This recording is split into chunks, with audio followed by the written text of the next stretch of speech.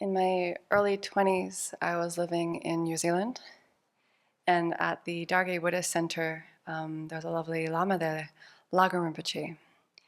And I was going to the center for a few years, and I was during a big transition point in my life.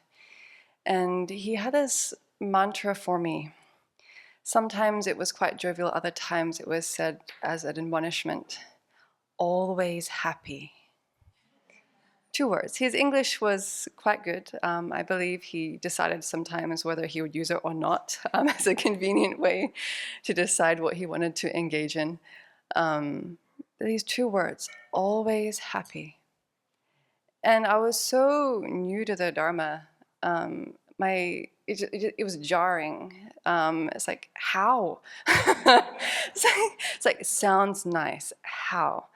Yeah, I think I'd heard of the 8 verses of mind training before. I was receiving some teachings on the Lam Rim. I got more teachings on tenets, which I had no framework at all how to place them.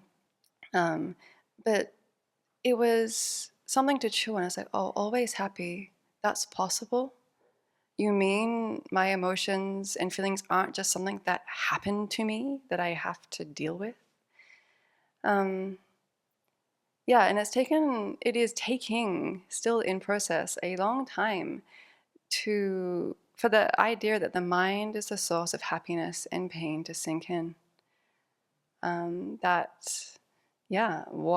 I can direct how I'm thinking, and that will impact what I do, the future thoughts that come from that, and then what I say and do with my body. And equally, it's taking it took quite a long time also to understand that problems don't stop when we start to practice Dharma. I don't know why this erroneous conception was there, but I remember distinctly the year that I forgot to renew my passport when I went back to Australia. And I came back, and then the flow-on effect of trying to renew my passport in the States was this big shebang that I had to go into Canada for a few days, and this whole process of multiple appointments with the US and leaving the country and coming back in, and all the costs associated with that. And I remember distinctly thinking, like, this should not be happening, or just this like railing against the reality of the impact of what was flowing from one oversight. And I think getting clear of like, oh, I have the thought that if I'm practicing sincerely, problems shouldn't happen. It's ridiculous, but there it was. And so to really see that, yeah, it's not that problems stop, it's just that I could, if I chose, relate to them in a different way. And just been reflecting on the amazing resilience of the mind. In 1 second, I've seen in my own mind going from complete despair to feeling a sense of spaciousness, just by changing what I'm focusing on. And coming back to this kind of teaching from the Lorig teachings, mind and awareness, that 2 opposing mental factors can't exist at the same time. My fear and my anxiety cannot coexist when I have love and compassion in my mind. It's just a matter of remembering that and finding ways to make the switch, which is not easy when I've let the afflictions gain enough momentum that inserting that space, I don't even want to sometimes, because I believe the afflictions so strongly. I am those afflictions in that moment. That's what it feels like. And so just being interesting to, in some instances, get a bit more space in my mind from what is unfolding so that I can kind of watch it. I'm not necessarily stopping it, or I can't, but it's just, some things I don't even need to, but I'm just watching things arise in my mind, different trains of thought, or different emotions, different afflictions, and different physiological responses as well. It's like the tightness in the chest, or the stomach turning, or the different fight or flight responses physiologically, and just kind of getting curious, like, something's behind this. What? Like, what is the thinking or the stimulus that's getting this response to come up, and how can I kind of soften it or let it pass or understand? And so as we go into this period of retreat and Varsa, I'm just so looking forward to watching the mind and to understand my own proliferations and the projections and the misconceptions just by having the silence and the space and the meditation sessions to pick it apart, or just to watch and attend more than the busyness of the activities that we're normally involved in.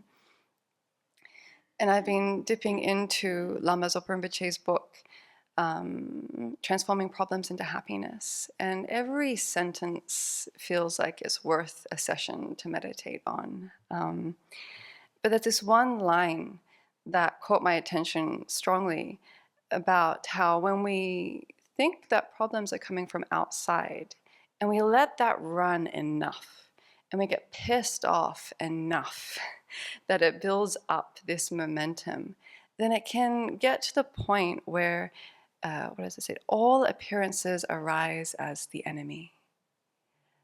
It's like, wow, yes, I can see that. And it's a really dark place for the mind to be. And it's impermanent. It's not constant. But to see that the mind can actually get to that point where all appearances arise as the enemy. And to have increasing conviction in a sense that I've done this to myself through the way that I'm relating to what is happening. And to see that is incredibly liberating, because it means that I can change it. I can't change necessarily the external stimuli that I'm reacting to or railing against, but I can change how I relate to it. Not necessarily immediately, by kind of unpicking, working backwards from how I've worked myself up to dissolve the ways of thinking or the projections and the misconceptions. And there's this beautiful line in the morning chant that we do that says, dissolve all my wrong views from endless ages, so it won't take eons to attain the Dharma body. And yeah, it's this, and it's beautiful to like belt that out as this like proclamation to all the Buddhas that I'm trying to connect with, and all the hell beings and the other 6 realms that I'm trying to connect with. And it's like, please, Lamsal, dissolve these wrong views so it won't take you eons to liberate yourself and others, because it is too painful and it's unnecessary. It's like there is this gap now, like there's this opportunity that I have with these aggregates to change what I can see I have been doing for a long time, and to make it so that all appearance don't keep arising as the enemy by changing how I'm thinking.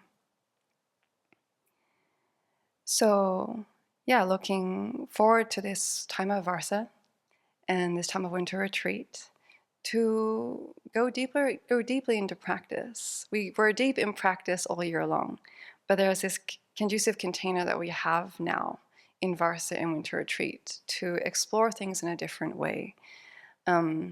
Particularly coming back to what's going on in our own mind. And I love the analogy that Venerable uses about staying on our own dingwa.